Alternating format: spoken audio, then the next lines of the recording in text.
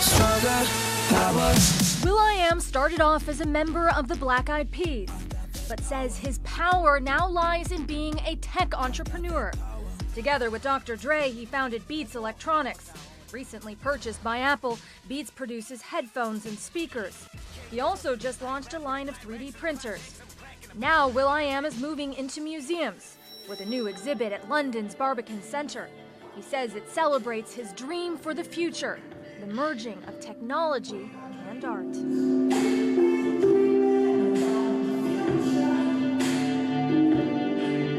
This took 2 years to create, the whole team of people behind it. Why go to all of that effort? You know, with the diminishing of music industry and everyone in our community making songs for radio, I wanted to change where I aim my music. So we created songs and art for museums. You've also just sold your own company to another big company, or a company you helped found, Beats Corporation, for a staggering amount of money, $3 billion.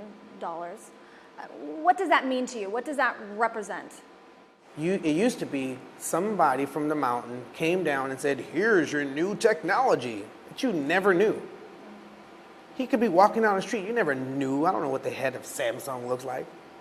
For some reason, he gives me my stuff to talk to the world with. Now, Dr. Dre is different. You know him. You listen to his music.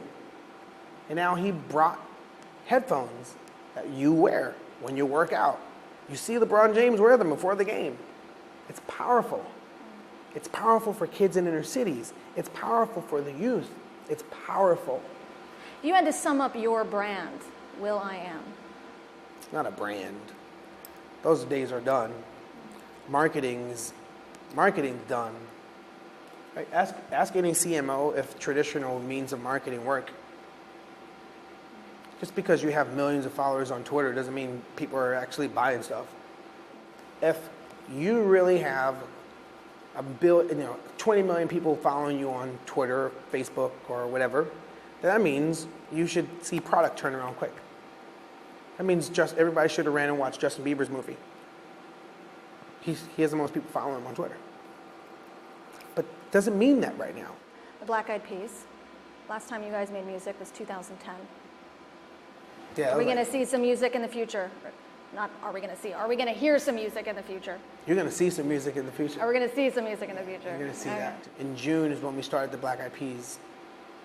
And that was 1995. And it'll be 20 years next year. Wow. And a lot can happen in 10 years. 10 years ago, Black Eyed Peas launched iTunes and iPods with Apple. I remember the conversation saying, what's an iPod and what's iTunes? 10 years ago. 20 years ago, it was like, yo, let's start this group called Black Eyed Peas.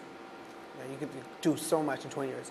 So the next 20 years, for us all, 2034 is nuts.